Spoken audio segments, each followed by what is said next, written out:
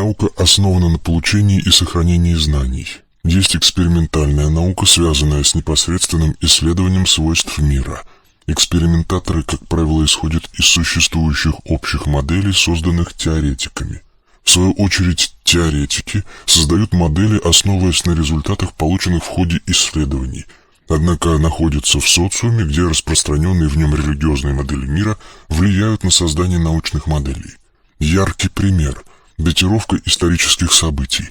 Согласно парадигме иудаизма, лежащей в основании христианства и ислама, мир был сотворен около 6000 лет назад. Большая часть египтологов живет в странах ислама, где противоречие между взглядами ученого и духовенства может быть опасным для жизни ученого, поэтому все датировки в египтологии не выходят за пределы данного срока – 6000 лет. Однако исследования физиков показывают, что возраст сфинкса и некоторых памятников в Египте около 15 тысяч лет. В науке присутствует официальная модель мира, которая постоянно входит в противоречие с новыми исследованиями. Можно сказать, что официальная наука обладает большой инерцией. Дело в том, что официальной наукой управляют чиновники, получившие образование как минимум за 10 лет до назначения на ответственную должность. Это говорит о том, что взгляды руководителей науки соответствуют устаревшей модели мира. Те, кто принимает решения о проведении исследований и выделяет средства на науку, исходят из взглядов на картину мира, существовавшую 10-20 лет назад. Кроме того, в науке есть запретные темы, которые блокируются, исходя из неких особых соображений. К таким запретным направлениям относятся следующие. Первое. Существование древних высокотехнологических цивилизаций. Гибель целой цепочки высокоразвитых цивилизаций в прошлом приводит к мысли о возможной гибели и нашей. Второе. Экстрасенсы и биополя.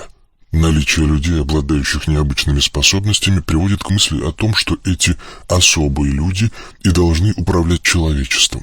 Существование биополей и людей, чувствительных к ним, сразу делает профессию целителей доступной только для избранных. И все руководители здравоохранения оказываются на улице. Третье. Наличие рас. Разделение человечества на несколько разных видов – основа межрасовых конфликтов. Попытка нацистов в Германии возродить доминирование расы ванов, ариев, сопровождающаяся геноцидом евреев, ассуров, окончательно скомпрометировала расовую теорию. Наличие в истории Земли гигантов, карликов и циклопов скрывается по той же причине. Четвертое. Существование внеземных цивилизаций, уфология. Главное соображение таково. Если есть могущественные внеземные цивилизации, то правители Земли являются бумажными тиграми, неспособными защитить человечество. Контакты правительства Земли с космическими пиратами, силами хаоса, нарушают правила Галактической Федерации, сил порядка, и могут привести к санкциям, которых правители боятся больше всего. Поэтому любые сообщения в СМИ о наблюдениях активности НЛО, деятельности уфологических организаций, вызывают негативную реакцию властей. Люди в черном, спецслужбы, прикрывающие контакты правительств Земли с пиратами. Главная тайна – базы пиратов на Земле. Именно через них действует третий рынок артефактов. Галактическая Федерация находит эти базы и уничтожает их.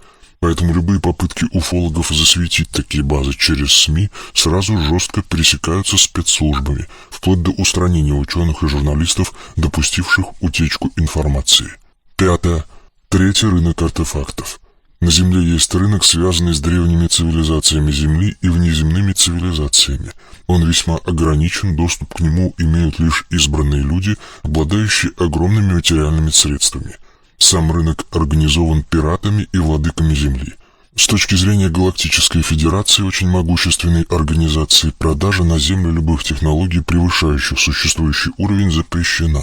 На этом рынке можно приобрести как суперэффективные лекарства, так и сверхоружие и транспортные средства межзвездного класса. Однако за любые товары нужно платить. Получить же космовалюту за земные товары невозможно. Поэтому руководители рынка разрешают пиратам проводить отлов людей и животных по платным квотам, продают предметы искусства и древние артефакты.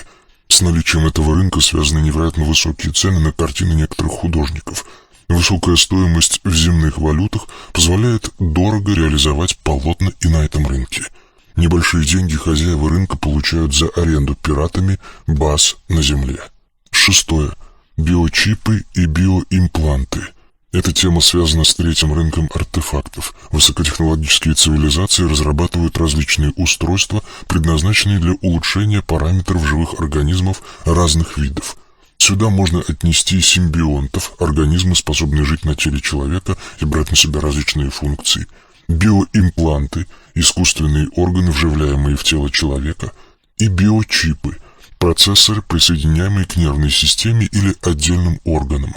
В технологически развитых цивилизациях статус человека, разумного существа в социуме, определяется не тем, насколько велика его личная собственность, а количеством и классом добавлений, помещенных в его организм. Иногда при посещении людей НЛО в их тело устанавливают те или иные приборы. В некоторых случаях это делается в целях дистанционного слежения или управления, а иногда для определения совместимости этих приборов с людьми. Тема является закрытой, поскольку сразу выводит на НЛО и третий рынок артефактов.